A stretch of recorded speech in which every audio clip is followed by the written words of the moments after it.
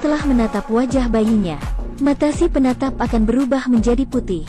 Bayi ini sangat tampan hingga membahayakan orang sekitarnya. Untuk menghindari bahaya, wajah tampannya ditutupi perban. Topi dan kacamata menjadi perlengkapan sehari-harinya. Anak ini tidak pernah berani memamerkan wajahnya. Untuk mencegah agar tidak ada korban lagi, orang tuanya pun membawanya pindah ke daerah yang lebih sepi dan terpencil. Pria berwajah mematikan ini bernama Max. Karena Max menutupi wajahnya dengan kain kasa sepanjang hari, semua orang memperlakukannya sebagai orang asing. Max secara bertahap menjadi depresi.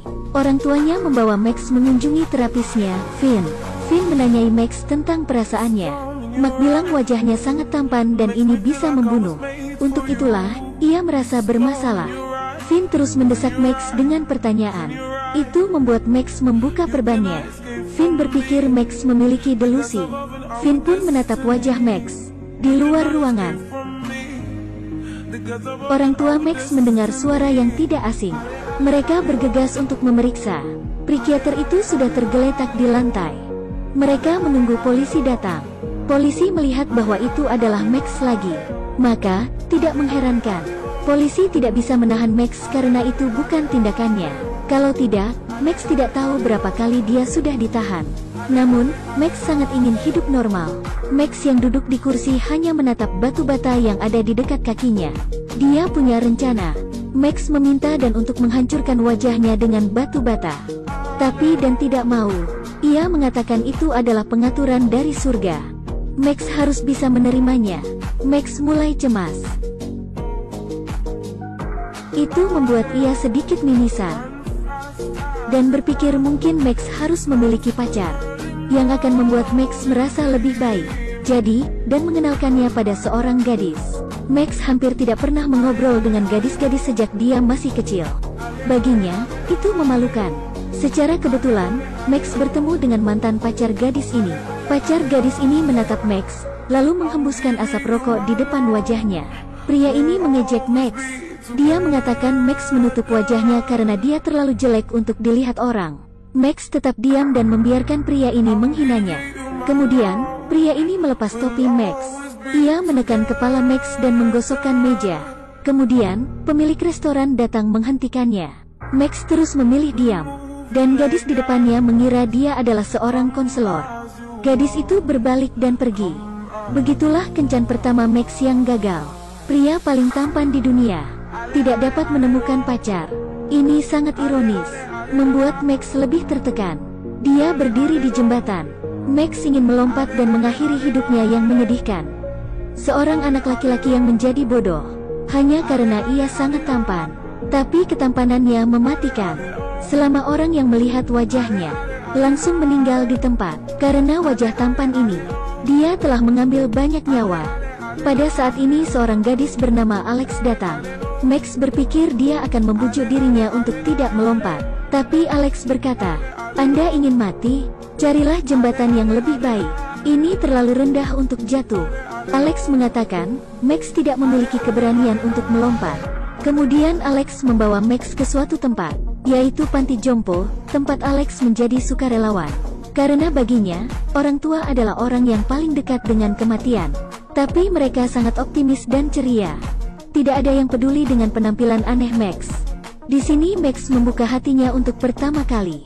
Ia mengalami perasaan relaksasi yang belum pernah terjadi sebelumnya. Dengan cara ini Max dan Alex menjadi teman baik. Mereka mengobrol bersama dan pergi ke supermarket. Mereka membeli banyak Skittles dan menuangkannya ke dalam bak mandi. Lalu, mereka masuk ke dalam bak mandi. Kemudian menikmati saat-saat bahagia dikelilingi oleh rasa manis. Pada saat ini, Max memberitahu Alex.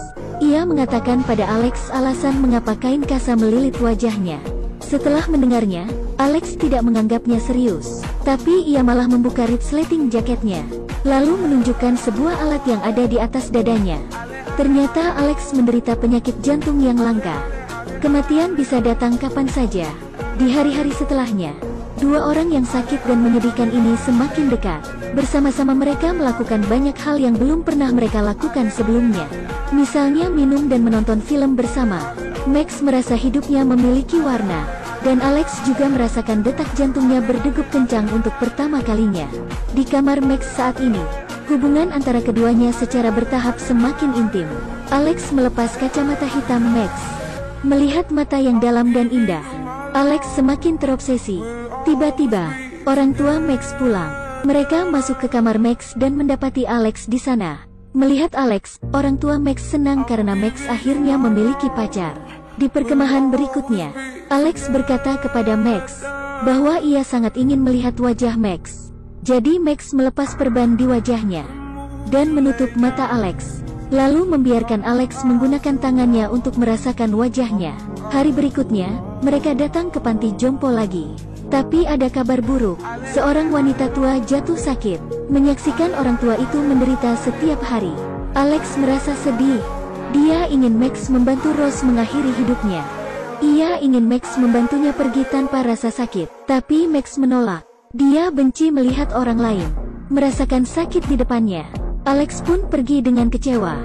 Max datang ke tempat tidur Rose. Setelah berpikir lama, dia bertanya pada Rose, "Apakah Anda ingin tidur nyenyak?" Rose pun menatapnya dan tersenyum. Max mendapat jawabannya. Dia perlahan melepas perban di wajahnya. Kemudian mata Rose berangsur-angsur memutih. Senyumnya semakin cerah. Dan akhirnya, ia istirahat selamanya. Beberapa waktu setelah itu, Alex tidak pernah menghubungi Max. Max merindukannya. Ia pun pergi ke rumah Alex. Alex membuka pintu dan Max menyadari kondisi Alex memburuk. Keduanya berbicara untuk waktu yang lama. Akhirnya menghilangkan penghalang di antara mereka. Alex meminta Max untuk membawanya ke pesta dansa. Dia tidak pernah berdansa karena sakit. Max tentu saja setuju. Pesta dansa tiba. Max memakai topeng anjing. Di bawah cahaya hangat, Alex meletakkan tangannya di dada Max. Ia merasakan detak jantung Max. Jantung Alex juga mengikuti detakannya. Saat ini, Alex merasa sangat bahagia. Tapi tiba-tiba Alex mendorong Max dan pergi. Dia sakit lagi karena detak jantungnya tidak stabil. Ia mencari alasan untuk pergi. Max tidak menyadari Alex keluar berlari. Ia baru saja bertemu dan pacarnya. Pada saat ini, pria yang menggertak Max sebelumnya juga muncul. Beberapa orang bubar dan mulai berkelahi lagi. Pria itu meraih Max, lalu melepas topengnya. Sedangkan pacar dan menatap wajah Max. Dia melihat mata Max, dan mata gadis itu berubah menjadi putih.